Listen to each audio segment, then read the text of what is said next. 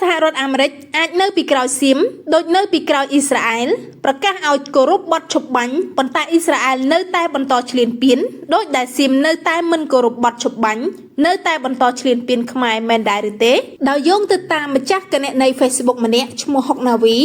បានវិភាគនៅគំនិតតខ្លួនថាអាចជាការពិតពីព្រោះមានហេតុផលពីរយ៉ាងទី1នៅក្នុងសង្គ្រាមខ្មែរសៀមរយៈពេល4យប់5ថ្ងៃនៅថ្ងៃទី3និងថ្ងៃទី4សៀមស្ទើរតែបរាជ័យនៅក្នុងសមរភូមិប្រយុទ្ធទៅហើយទើបត្រាំ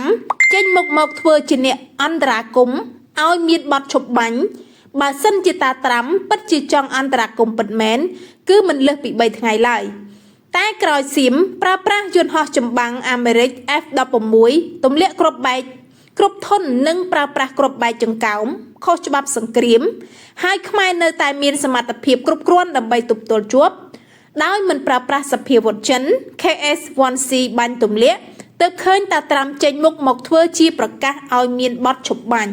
បើតាមការមើលឃើញរបស់ខ្ញុំទី1តាត្រាំចង់ដឹងពីសមត្ថភាពកងទ័ពរបស់កម្ពុជាដែលធ្លាប់ធ្វើសមយុទ្ធជាមួយចិននិងសមត្ថភាពអាវុធរបស់កម្ពុជាទិញមកពីប្រទេសចិននិងទី2ខ្លាចកម្ពុជាប្តឹងព្រោះលក់យន្តហោះឲ្យទៅសៀមយកមកធ្វើសង្គ្រាមឈ្លានពានខ្មែរនិងខ្លាចជាប់ការសង្ស័យថានៅពីក្រោយសៀមពីព្រោះមានទំនាក់ទំនងសម្ព័ន្ធមិត្តយោធាទី2សៀមបំពេញបទឈប់បាញ់និងឈ្លានពានខ្មែរនៅថ្ងៃទី27ខែ9ឆ្នាំ2025ប៉ុន្តែខាងសហរដ្ឋអាមេរិកបែរជាស្ងប់ស្ងាត់ទៀងប្រធានាធិបតីអាមេរិកជាអ្នកអន្តរាគមន៍បទឈប់បាញ់ហើយឥឡូវនេះពាក់ព័ន្ធនឹងការអាប់ដេតព័ត៌មាននៅស្ថានទូតអាមេរិកនៅប្រទេសខ្មែរនិងប្រទេសសៀមខាងស្ថានទូតអាមេរិកបានប្រកាសថាការធ្វើបច្ចុប្បន្នភាពព័ត៌មានគឺសម្រាប់តែសុវត្ថិភាពនិងព័ត៌មានបន្ទាន់ចំណុចនេះខ្ញុំយល់ថាអាមេរិកកំពុងគិតវេះមិនហ៊ានថ្កោលទោសសៀមដែលបំពេញបទឈប់បាញ់ដែលជាការរក្សាភាពស្ងប់ស្ងាត់អាមេរិកមិនស័ក្តិសមជាប្រទេសមហាអំណាចសោះលោកហុកណាវីក៏បានបន្តទៀតថាទាំងអស់នេះគ្រាន់តែជាការសរសេររៀបរាប់ដើម្បីឲ្យបងប្អូនបានស្វែងយល់ខ្ញុំមិនមែនចោទសហរដ្ឋអាមេរិកទេប៉ុន្តែខ្ញុំពិតជាសង្ស័យមែនបើខ្មែរបំពេញបទឈប់បាញ់វិញខ្ញុំយល់ថាមិនលើសពី24ម៉ោងទេ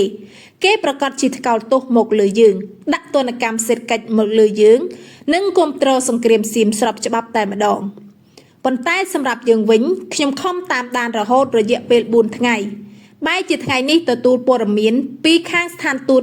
ថាមិនមានការធ្វើបច្ចុប្បន្នភាពព័ត៌មានព្រោះបញ្ហាកង្វះលុយទៅវិញប៉ុន្តែបងប្អូនកុំទោសមនិញពួកយើងមានរាជរដ្ឋាភិបាលយើងកងទ័ពយើងប្រជាជនយើង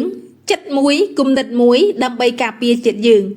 ខ្ញុំក៏បន្តមើលអនុពន្ធយោធាដែលជាម្ចាស់ហត្ថលេខីនៃសេចក្តីព្រមព្រៀងទីក្រុងប៉ារីសផងដែរដែលកំពុងអង្កេតបទឈប់បាញ់និងមិនចាញ់មហាអំណាចដែលខ្លាចថៃហើយកន្លងមកថៃក៏ញញើតអនុពន្ធយោធាដែរបើគ្មានអនុពន្ធយោធាមិនដឹងទៅជាយ៉ាងណាទេថៃបង្ករឿងមិនចេះចប់ឡើយចាលោកអ្នកបងប្អូនទាំងអស់គ្នានេះគឺជាអត្ថបទទាំងស្រុងរបស់លោកហុកណាវីដែលជាអ្នកលេងបណ្ដាញសង្គមម្នាក់ដែលគាត់បានធ្វើការវិភាគក៏ដូចជាចែកចាយបន្តនៅក្នុងបណ្ដាញសង្គម Facebook លោកអ្នកបងប្អូនទាំងអស់គ្នាអាចមានមតិយោបល់យ៉ាងណាសូមធ្វើការ comment នៅខាងក្រោមសូមអរគុណ